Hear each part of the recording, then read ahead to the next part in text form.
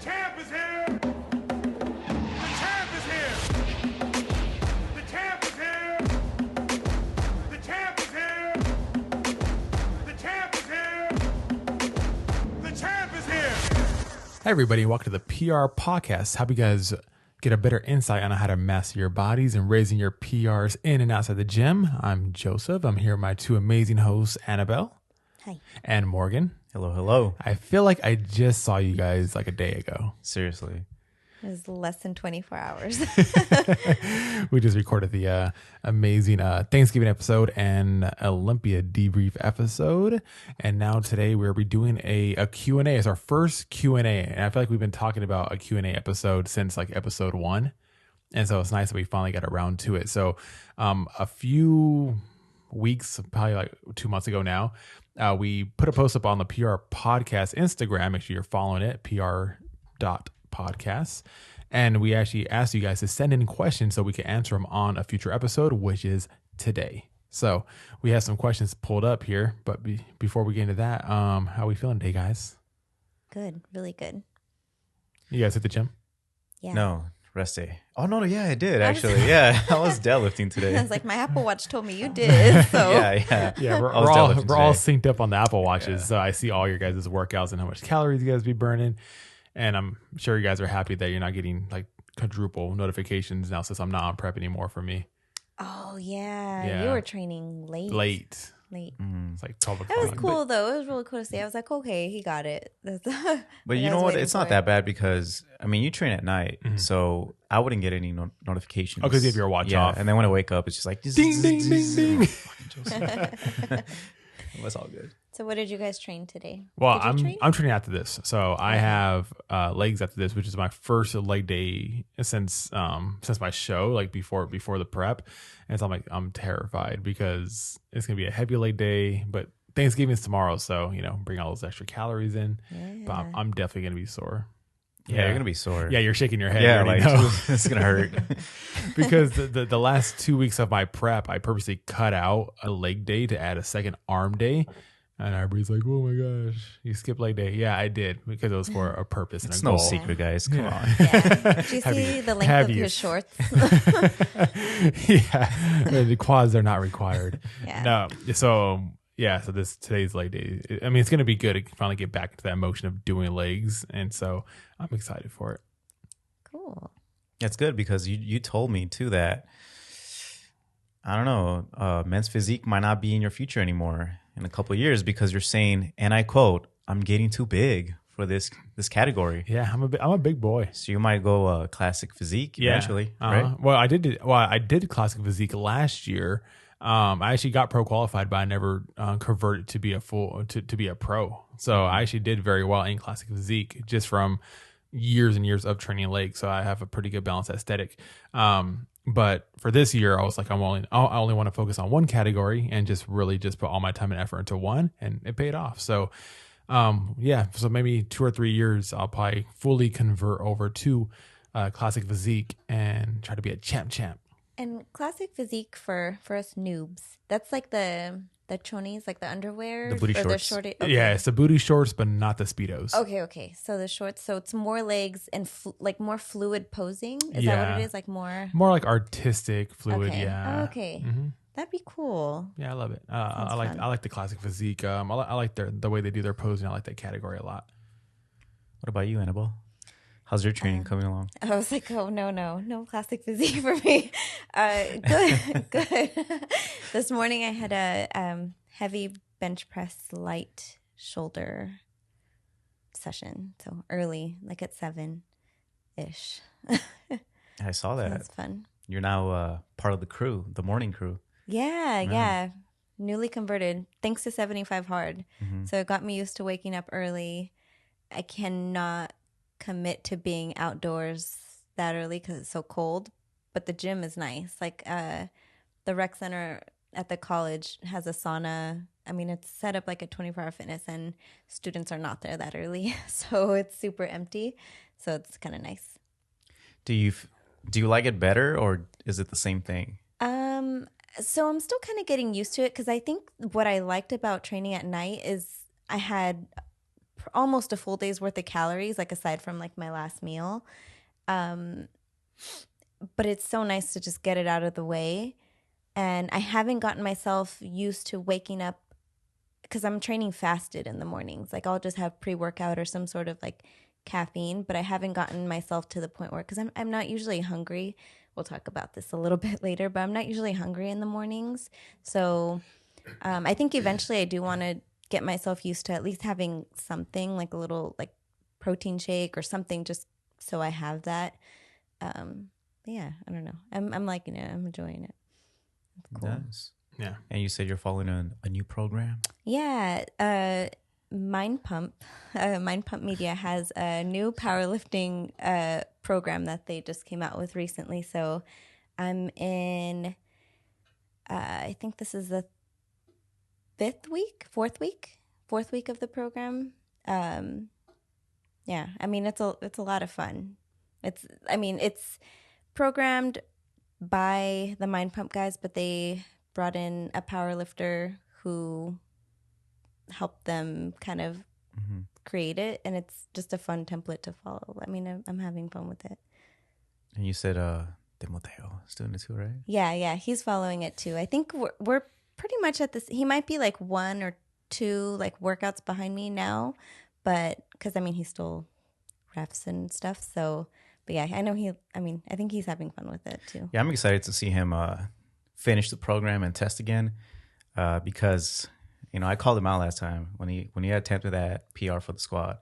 That was a quarter squat gang for sure. Dang. Yeah. So he needs to make it up. No pressure, Tim. No pressure, man. But pressure. Yeah. That's cool. Yeah, it's fun. It's fun. Okay. How about you? What was your... What's my training today? I did deadlifts, some pause deads. So I'm actually training for the Arnold. I don't think I've mentioned it. Yeah, the Arnold. So Arnold. Do it again. Get down lower. Yeah, really good at that. Yeah, you're good. He's like, It's a I was like, oh bodybuilder my thing. God. It's a bodybuilder thing. Yeah, so I'm doing that. It's in March, Columbus, Ohio, in the middle of nowhere. Pretty excited for that. Pumped. I'm really excited for this meet. I wasn't that excited for Nationals. There's a Fit Expo that goes along with that, right? Yeah, it's the Arnold Sports Festival. Ooh. It's huge. So it's crazy because when I was looking up, I already started looking up for flights and hotels. And that weekend is the most expensive weekend out there. Wow. And it's because of the Arnold Sports Festival, because it's very huge. They have strongman. They have other big sports, powerlifting, of course. Powerlifting is like a tiny sport compared to everything else that's going on there. And then obviously the Arnold, the bodybuilding show, it's huge, IFBB, right? Yeah. And then Arnold's always there. So and they have like the whole convention thing, like booths everywhere. So it's going to be pretty cool. So I'm excited for that. That's a big stage. Yeah. Yeah. So ready for that. Training for that. Training's going good. Can't complain. A little easy at the moment, but you gotta trust the coaches. So being patient with that. Yeah. Oh yeah, that's right. Because you're not prepping yourself for this. Yeah. for this So one. I don't think I've talked about that either. Right? No, you haven't. And this is the first time, right, where you actually have a coach. Yeah. So like I said, so this time I'm excited for the meet because for Nationals, for example, I had so much on my plate that I was just overwhelmed, and my own training kind of took like a back burner. It wasn't a back burner. It wasn't like my priority at the moment. So did not perform well at Nationals. So I was like, okay, let me get a coach so they could help me out. And so far I'm happy with the strength guys, with Alfred and John, and they're doing a fantastic job. But I feel like Good job, guys. they got to let me loose a little bit, but got to trust them. Yeah, you Yeah, gotta let me trust out it. the cage. Yeah. I'm telling them, like, come on, man. Damn. Yeah, and I'm the same way for my shows. Like that's the reason why I have Dan as my prep coach, because I could do the prep myself, but it's just so much easier to let somebody else handle it. Someone who you trust and knows what they're doing. It just takes so much stress and responsibility off your plate. Yeah, and it helps with like being accountable and not being biased towards yourself. Yeah. Just having a second pair of eyes. I was just gonna say the biggest Yeah. factor, or not the biggest, but one of the main factors would be the accountability and just having an objective Yeah. pair of eyes. Yeah, Yeah, it's- like another opinion. It another- helps for sure. We're our own worst critic. sometimes. So Yeah. Yeah, I just freak out. Like, yeah, when I'm on prep, I freak out. I'm like, I need to cut carbs. I need to do more cardio. And Dan's always there to be like, you're fine. You're on track. Chill out. You know, don't overdo it. So it's definitely good. You want to get into these questions? yeah. Here we go. Question number 1. So, Annabelle, read it off. Question number 1. And who's it This by? From Christopher T. Films. Hey, that's my videographer. What up, Chris? Christopher T. Films asked, "What's your take on intermittent fasting?" Ooh, big question, right? Intermittent fasting is gaining more and more popularity. A lot of people are doing it now. Yeah, and for the most part, there's a lot of positives that come along with it. It's kind of hard to do it wrong. The main part of it is just you're not eating for a certain amount of time. Annabelle, I'm sure you're going to get a lot more into detail with this. Well, I'll just start off by saying, like our intro episode, I mentioned how one of the main reasons I changed my major from everything else I was trying to figure out what I was trying to do to nutrition was because my nutrition professor was talking about this concept. And I need to give credit where credit's due because Tim was trying to tell me about this thing called intermittent fasting even before I heard it in my class. But, you know how that goes. Tim. Yeah. But in that class, he was talking about, because this was several years ago now. So a lot of people were like, you have to eat. And especially like in the bodybuilding scene, it was like, you have to eat to keep your metabolism up every couple of minutes, right? Like every 2 hours. Yeah, every 2, right? Yeah, you have to carry 8 minutes. meals with you. Yeah, and you have to Wake up in the middle of the night. Keep that flame burning, keep that metabolism burning. But he was actually a strength coach, like training athletes who was practicing intermittent fasting. So a lot of research has gone into, especially for children, like in a clinical setting for kids with epileptic seizures, intermittent fasting, and even now like the keto diet or being in ketosis, like is helping those children. But it's kind of trickled its way into the fitness industry and people using intermittent fasting as like a way to manipulate their eating schedule. And a lot of misinformation is out there about how it's like a secret to helping you lose weight faster, like all these things. There's definitely a lot of benefit, but intermittent fasting still does not beat the laws of thermodynamics. Like you still, in order to be dropping body weight or body fat, you have to be in a calorie deficit. So intermittent fasting is more of like a timing thing. And intermittent fasting is used a lot interchangeably with like timing, like food timing restriction. So like you're limiting the time, so in studies it's used kind of like interchangeably with that. Yeah, and that's where the problem kind of lays, that people think that intermittent fasting itself is causing you to lose weight. Like, I intermittent fasting is why I'm losing weight. Where not really. You're losing weight because you're not eating as much food. So it has nothing to do with intermittent fasting. You could not intermittent fast and bring in the same amount of food that you would if you did intermittent fast, and you would get this pretty much the same exact results because you'll still be at a caloric deficit. So intermittent fasting itself does not cause weight loss. Being at a caloric deficit does. Yeah, and just like you said, there's no way around that. You can't beat that. The studies that have been done that have compared a group of people who have, if you control for calories and macros are exactly the same for two groups of people, you're not going to see a difference in weight loss. It's just more of a convenience. So the people, for the most part, the people who are intermittent fasting are finding that they're more satiated because you're reducing the time of your feeding window. So you're eating larger meals, same amount of calories as the other group, but you're eating less frequently. You're fasting for part of it, and you're just more full. You're more satisfied, like with the larger meals. So that's part of the benefit.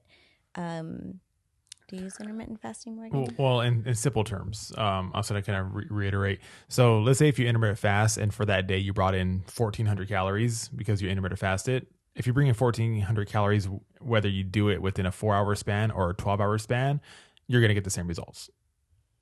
Yeah. Pretty much. Yeah. I do it. Like right now I'm doing it because I'm training in the morning as well. And I don't get hungry in the morning. So I'll train, and then after I train, I'll break the fast. I'll eat, and then I'll eat for the next 8 hours, and then whatever time it is, and go to sleep. Eat again. If I'm cutting for like a competition, like if I'm, which I shouldn't be in reality, but like for example, for the last meet when I was training, just because I was eating less calories, I was trying to eat bigger meals. So I would fast because just seeing more food on my plate was more satisfying than having a bunch of little meals throughout the day. But that's pretty much it. I don't use it much, but when I do, it's usually because I'm on a diet or because of my schedule. Like if I know I'm gonna be traveling or something, then I'll do intermittent fasting just because I don't want to be like worrying about my food, like my diet. Yeah. Sometimes I'll just go on the road, find a place to eat, and then later on eat again. So it's more like timing, nothing crazy. It's definitely a tool. Yeah. So it's something that you should practice and ease into it. I know there's a lot of different protocols now. I think one of the most common is the 16-8. So you're fasting for 16 hours, which is not a huge deal. Like if you think about it, that's almost just like skipping either breakfast or dinner, depending on what you prefer.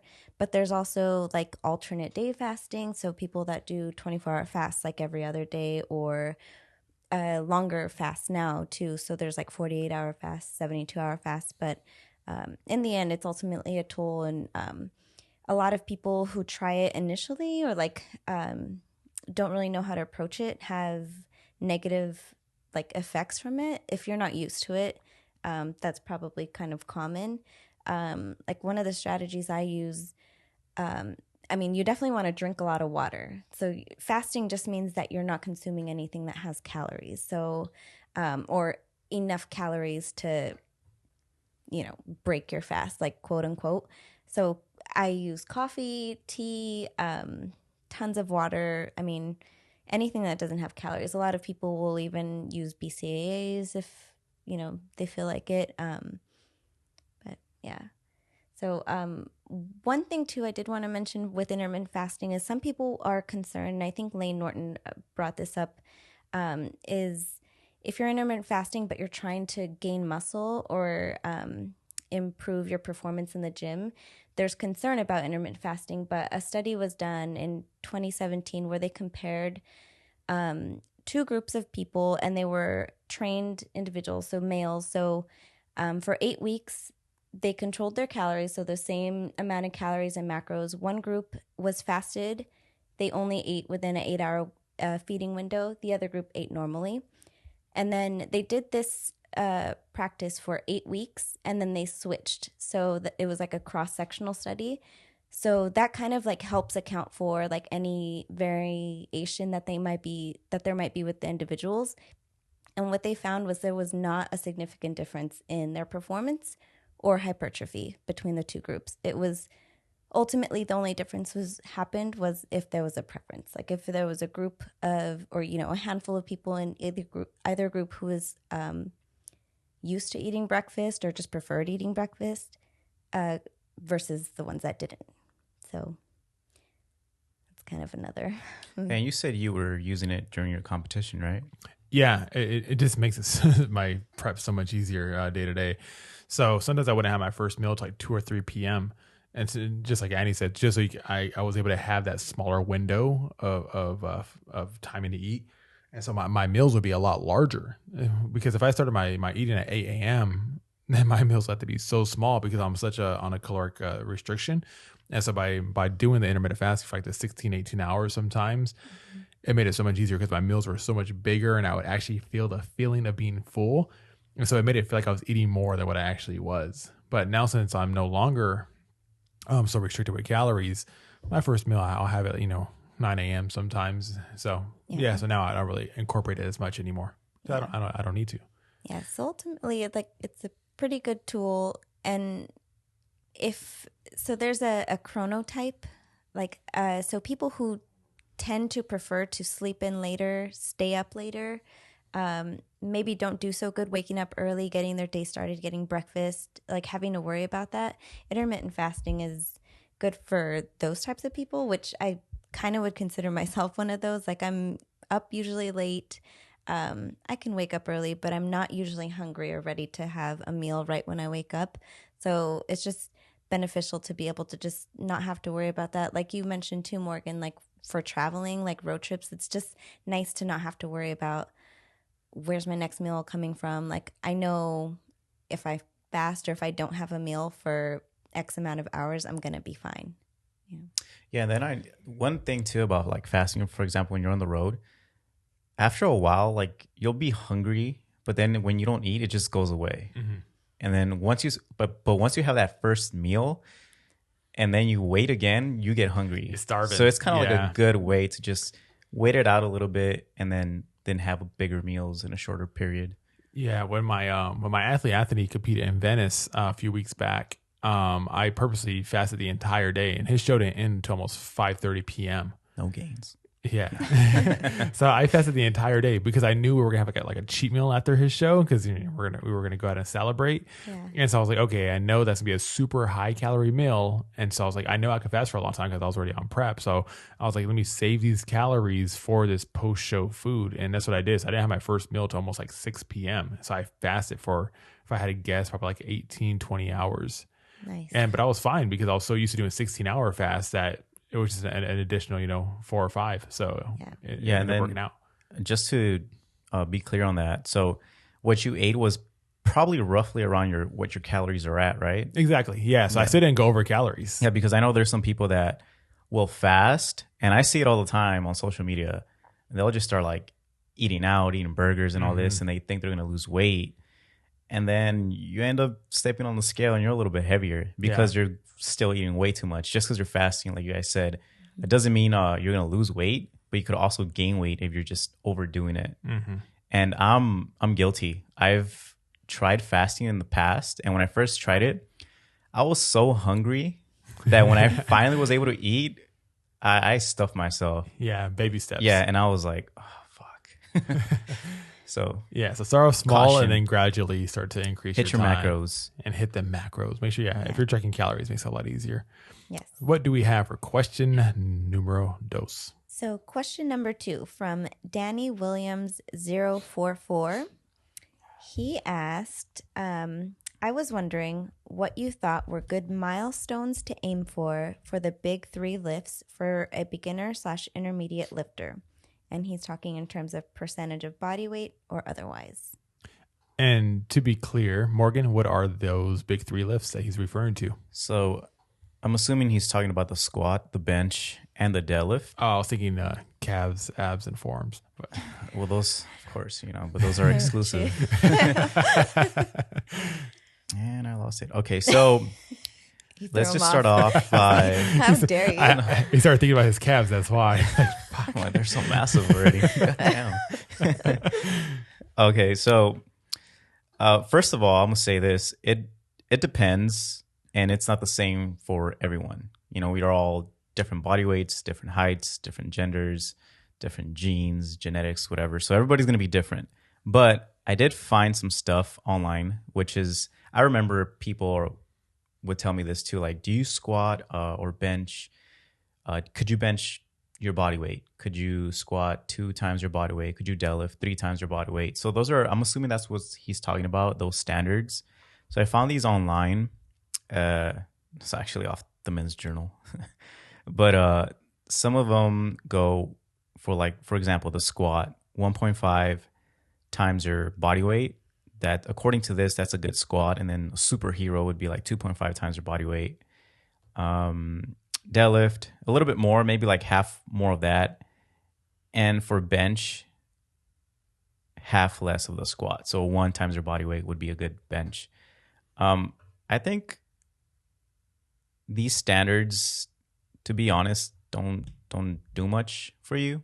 It wouldn't be like a strength athlete. Yeah, it This wouldn't is be. kind of like, This is like, I mean, even for us, the only time this matters, like strength standards, or that's what he said, right? Strength standards, is maybe if you are a strength athlete. Like, for example, me, I'm a powerlifter, so the numbers matter.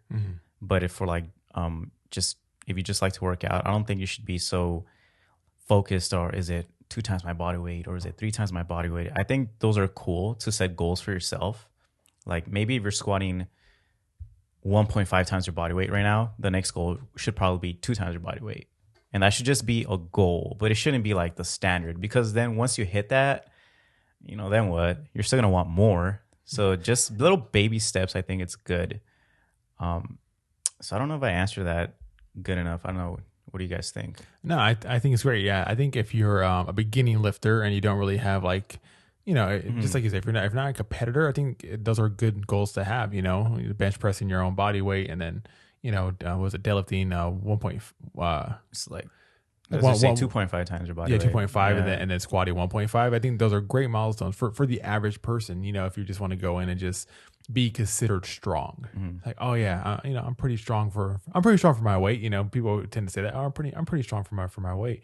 I feel like those are great milestones. Yeah, and I think one of our episodes on women in lifting, we were talking about like relative strength gain. Yeah. So women, because we tend to be smaller frame, smaller body weight, women have the same like goals for strength progression. So there's several charts out there too. I know Brett Contreras has a chart, Mark Ripito, and you said this is Men's Journal. Yeah, just found one online. Yeah, and there's lots of, charts that kind of give you the standards, and I like how this one had like superhero or what? Yeah, they call it Average Joe 1.5 times. Joe. Sorry. And then it said above average. Like, for example, the deadlift, it was 1.5 times your body weight. That's average. The next one is above average, which would be 2 times your body weight. And superhero would be 2.7 times. Yeah. 2.75 times your body weight. And what I kind of like is these numbers came from something. So I'm assuming that they maybe grabbed or did like a survey or either like an observation Probably study or the something. averages of what people are doing. Yeah, what people are doing in the gym. So like if you're above the average, it's kind of, it just gives you like a benchmark or a milestone to aim for, aim beyond, push beyond. So. Yeah, I think they're just good to set goals for yourself. And then don't get so fixated on like you have to deadlift 3 times your body weight. Or because like, for example, the squat is superhero is 2.5 times and then deadlift is 2.75 times. So this is assuming that your deadlift should be stronger than your squat, but that might not be the case because you might not be built to deadlift. You might have short arms and big femurs, so you're screwed. So you might be built to squat, so it might be like 5 times your body weight, just exaggerating. So, they're all right, I guess. Yeah. Okay. And our last question, this is from Manny, who is Joseph's client. Holla. And Manny asks, what kind of advice can you give for people who are working to get on stage for the first time? And part 2, how did you coach Anthony on this to get to number 1? I love that he asked that question, considering he is now one of my clients. So before or when he wrote this, he wasn't yet. So, okay. So pretty close. He is actually one of my clients now. This so was 5 weeks he kind ago, of, according to Instagram. yeah. So he kind of knows the answer to this question already. Yeah. So I mean, I guess it really depends on why you're doing the competition. Obviously when I was 22 and I was doing my very first show, I did it just because I wanted a new goal. I wanted to remotivate me. I was already in the gym for a few years and I wanted something to kind of take me to that next level. And that was my motivation to really push myself and get really, really strict with my nutrition and, just step on stage. Stepping on stage itself is its own accomplishment, especially if you're a first time competitor. So, if that's your goal, if you want to just prove to yourself that you could be extremely strict and you want to see what kind of physique you have underneath all that body fat and just see what kind of, how you look after, just years of hard work, then that's phenomenal. If you feel like you need a coach, then go for it. Like obviously if you're pretty novice when it comes to nutrition, get a coach. If you're pretty novice when it comes to posing, get a coach for that. But a lot of people they're so self-taught nowadays. A lot of people never went to school, have a great knowledge on nutrition. They watch tons of videos. They know how to kind of do posing on their own. So if you feel comfortable doing it yourself, I mean, if you want to challenge yourself in that way, you could do that as well. So I guess it really kind of depends on what the reason is and why you're doing the competition. If you're looking to take it far, then, hire the right person, know somebody who knows what they're doing and so that they could guide you in the right direction, the right way the first time. And you could not have to do a lot of these mistakes that I did myself when I did my first show, because I didn't have a coach. And there's a lot of things I wish I would have known and it would have been a lot easier if I would have had somebody. And I want to follow up. So it's hypothetically, like if I'm new to this, what am I looking for in a coach? And would you say it's a good idea to like shop around? Like, are you looking for compatibility? Are you looking for like what their history with like previous clients are, or like, are you looking at education or more like applied like experience? Like, what are you looking for in a coach, or what do you recommend? Personally, for me, I would look for track record and experience. I would want to hire somebody who I know has been through it multiple times. They know what to expect. They've been through trial and error countless times. And so that if I ever run into a problem, they know how to fix it. Because if you can have a coach with all the knowledge, but if he's never been through a prep, there's things you can't learn in a book when it comes to a competition prep. Plain and simple. Like, you need to go through that hell in order to know what your competitors are going to be going through. So that's why I chose Daniel Ziegler whenever I first started competing, because he's done multiple competitions, and I knew that he knew if I ever had a problem, he would know how to solve it. And so that's why, even for me, it took me so long to actually take on clients, because I wanted to make sure I had that track record before I even offered training to clients, for that same exact reason. And that's why now I do feel comfortable. Like, if anyone wants to train with me, coaching for a competition, I'm like, let's do it, because whatever you're going to go through, whatever you're going to experience, I've been through it, trust me, and I can help them get through that. So for me, if you're looking for a coach, definitely track record. And I mean, if you're going to hire somebody, make sure they have a good track record too. Make sure that, if they've done 10 shows and they place last place in every single show because they're not actually pushing themselves or following under the right program, it's not the best track record. I'm not saying they have to be a world champion or anything like that, but if they've at least won a show or two, and if they look like they have a really good presentable physique that's consistent, then that might be a good coach to go with. And make sure they still know what the hell they're talking about, especially when it comes to nutrition. So that would be my best advice when it comes to coaching. And then part 2 of the question was, how did you coach Anthony to get to number 1? Yeah, so it was Anthony's first show. He's never competed before, and when I brought him on, I needed I don't know how many times I verified that he was mentally ready. Like, I probably asked him. How did you do that? I asked him about like 30 times, and I trained with him myself, and I wanted to make sure he had the workout intensity to hang with me. I'm like, you're going to work out with me for a while, and I need to see if you're going to be able to hang. Make sure you're not, a quitter. And he hung with me for a long time, and it got to the point where he actually ended up being my workout partner. And so I was like, all right, man, like, are you sure you're ready? This is what it's going to feel like. This is what you're going to go through. And so I gave him all this, advice ahead of time of what the prep is going to be like. And he's like, yeah, I'm ready. And so whenever I felt like he was definitely ready mentally, then I was like, okay, let's go to start this prep then. So we started off. I gave him all the information he needed. I gave him his full breakdown of macronutrients. I had his cardio planned out. I had all his workouts planned out, and he honestly, he executed everything to nail on the head, like perfectly. Good job, Anthony. Yeah. So he did his very first show, which was out there on Venice Beach, and he ended up taking first place in his novice class. So he took overall novice, which is first time competitor. And then he took second place in his open class, where, in my opinion, he should have won it. But it is what it is. But yeah, so he followed the program 100%, and he had the positive outcome to come along with it, with his hard work. Okay, and so with this, I have 2 follow-up questions. But do you have anything? Okay, so any differences with women or men or women, like any different advice that you would have for a female? I mean, should a female hire a female coach? Should a female, what are some differences? That's a tough one. That's a tough one. I personally do not train females because it is harder. The female body. What do you mean? Yeah. No, just kidding. Get off. Honestly, I feel bad when I talk to bikini competitors and I hear how their preps are because of how low their calories are, how much cardio they are doing.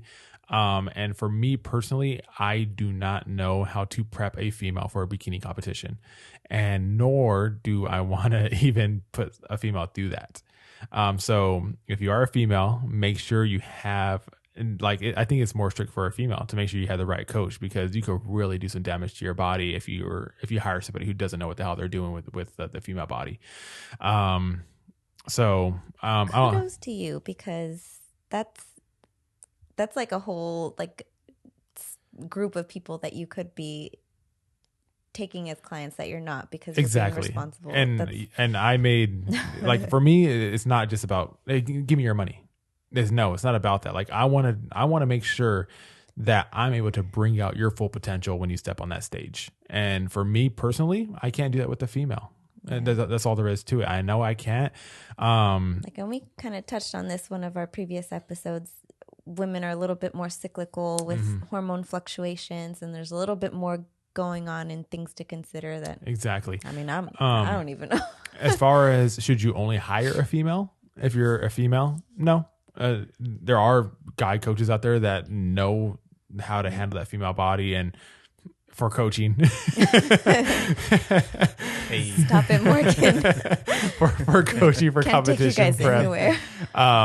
So for competition prep, there are male coaches that do phenomenal jobs as long as well as females, and I'm sure it goes vice versa too. I'm sure there's a lot of female coaches that don't want to take on male clients for the same reason, because the male body is different from a female body when it comes to these competition preps. But I do take on females for standard training, just because obviously it's more for general health. But when it comes to competition prep, I purposely avoid it. So I only deal with males when it comes to competition prep. Okay. And I have one last question. This is for kind of both of you guys. Maybe a little bit more controversial, maybe not, but is physique or bodybuilding type competitions for everybody? Yeah, I feel like anybody could really do it as long as you put your mind to it. Like, there's no like physical limitations that prevents anybody from doing a powerlifting or a bodybuilding competition. If you're a normal, healthy person. Okay. I would say no, and only because, and let me preface by saying I'm not a competitor. I've never done it, but I've talked to enough people, researched enough to know that a lot of body image insecurities are really prominent in the fitness industry, but especially in competitions and stage competitions. And I know a lot of people who have disordered eating patterns or tendencies go into stage competitions with those or come out of them with them. Yeah. So, and I think that's like a psychology component of like competitions, which I think in that case it would be very beneficial to have a coach who's experienced that's and what I was going to say. Yeah. knowledgeable. But in the same token, I don't feel like people get as much out of it as they hope to, and a lot of people kind of rebound really horribly after. Yeah, and of course that's going to differ person to person, and that's another reason why you want to have a good coach that not only knows how to prep you, but also knows how to reverse diet you properly after your show, so you don't destroy your body and have this horrible rebound. And so that's what I did with Anthony. As soon as he was done, like, you know, let him splurge for 2 or 3 days, and I go, hey, all right, here's your reverse diet plan. Now you need to get on this. You know, we want to make sure we are able to recover your body properly at a, you know, speedy momentum, and we're able to get you back in the gym and just, you know, get your hormones back to normal levels and get you just lifting again for fun. And you feel good again quickly. Yeah. So that's another huge thing. And, you know, when it comes to psychological stuff, I think, you know, that's going to differ person to person. For me personally, I don't have those body issues. I have no problem doing a bulk and putting body fat on. My abs go away. I could care less, to be honest. I really don't care, because I know what I needed. I know what I can do to get them back as well. But yeah, so that's going to differ person to person. But I think if you have a good coach, he'll or she'll prepare you for that and let you know, like, hey, you know, this is where you're going to be, and when you're done, it's gonna kind of suck because you're not gonna be that shredded no more, and it goes away really, really fast. Like within a day or two, you're not gonna look like that no more. So if you have a good coach, they'll kind of mentally prepare you for that and make sure you're gonna be able to handle that. Do you have any? Yeah, could you repeat the question? So I asked if you think like stage competitions is for everybody. Okay. I don't think so. I think it just, like you guys are saying, it depends on the person. Just because I feel for a bodybuilding competition, male or female, you have to be mentally strong and you have to have just a good, your psyche needs to be good about yourself, because you see it all the time. Like people feel, oh, I'm going to get on stage and compete to feel better about myself, because if I look this way, I'm just going to feel better. And then once your abs are gone, you're just in a horrible place. You get depressed. You come out with eating disorders, all this bad stuff. And I don't think it has to do with the coach. I mean, yeah, if you have a bad coach, of course, it's going to be bad. But Joseph, you could be a great coach, but you could have a client that's just dealing with stuff inside that there's no way you're going to be able to handle that, and it could mess that person up. And it's not the coach's fault. It's your own fault, because you're just not ready to take that on. And so I think it's not good for everyone. Is it good for some people? Yeah, it's like a sport. It's a challenge. I mean, life isn't fun if you don't have anything to challenge yourself with. Yeah, and again, like for example, me, I personally, I don't think I'll ever do a bodybuilding competition, simply because my focus is strength. And when you're dieting and you're basically starving yourself for a while, you're not gaining any strength. If anything, you're trying to hold on to all the muscle you've worked for dear life. Yeah. So again, that's why I would say it's not for anyone. I wouldn't say it's horrible, but I don't think it just depends on the person. So if you want to do it, go for it. Because there's great coaches out there. Just make sure, like you said, you're mentally ready. You know what you're getting yourself into. It's not like a walk in the park kind of thing. Yeah. It's a whole different beast. Like I see people and I'm just like, yep, I'm not going to do that. Yeah. Props to you, but I'm not going to do that. Yeah. So I appreciate that you said like it's a sport, and I appreciate that you mentioned like it's a challenge. Like it's a physical, but it's more, I think, more than physical. It's a mental challenge. It's definitely more mental than anything. Yeah. Because I tell people, I go, working out's easy. I mean, if you're the typical person that's working out in the gym, you want to do a competition, you're already working out. But the mental, when it comes to your eating and it comes to working out twice a day for some people, like that mental and having to go to family functions and not being able to eat that food because you already have your own meals, like that stuff, it gets to you, especially if you're new to it. Like for me, I'm so used to it. It's a walk in the park for me now. Like it doesn't bother me going to family parties, doing and holidays. You're used to it, and your family is also used to it. So they're more, I mean, I'm sure like competitors, and maybe even you, like at first got a lot of that, like just one beer, like just a slice of pizza. Oh, wait, you can't have pizza? Oh, you're too good for it? Yeah, exactly. Especially, Hispanic family, they talk that smack, so, they'll kind of throw it at me. But now, like whenever I'm on prep and they literally don't say anything no more because they're used to it. I'll literally walk into a family party with my 6-pack bag and pull my meals out. And they're like, it's who he is now, and they're used to it. But better believe for Thanksgiving, I'm eating their food. Going all in. All in. All right. Yeah. Well, that's it for the Q&A questions. Yeah, so we're definitely going to be doing another Q&A. We definitely want to keep these going just because there's so many questions. Yeah, let's say there's definitely more than just 3 questions that people sent in. So a lot of good questions. Yeah. So thank you everybody that submitted a question. Yeah, so we're going to definitely keep these Q&A episodes going. So always feel free to always hit us up in our DMs and send us fitness questions, health, fitness, lifestyle, or anything you want to just know about any of us personally. If you want to send some funny questions in, we'll be more than happy to answer those as well. But yeah, just make sure you guys give us all a follow on Instagram. Remember, Annie did change her Instagram name to evolve.anabel. Yes. Yeah. Mine is fit_fluential, and Morgan's is morgan.aquino. Did I fix it? I fixed it, right? I caught it. Morgan.aquino. Aquino. And then All the spelling and everything will be linked in the Gosh. episode notes. and then follow the PR podcast page at pr.podcast. And if you guys can, give us a positive 5-star review on iTunes. Obviously, the more reviews we get and the higher ratings we get, it'll move us up on the charts so Some more people can shout-outs. find us. Shout outs. Give us some shout outs. Share. Share. Yeah. Instagram stories. Tell your friends, tell your family. Was this useful at all? Was this helpful? Let Yeah. us know. Do you guys like this? Are we doing a good job? Are we wasting our time taking this up? Validate us. Are we doing a good job, guys? Yes, no. And should we start to bring guests on? Ooh, who would you guys like to see to be our first guest on the PR podcast? Send some suggestions of people who you think.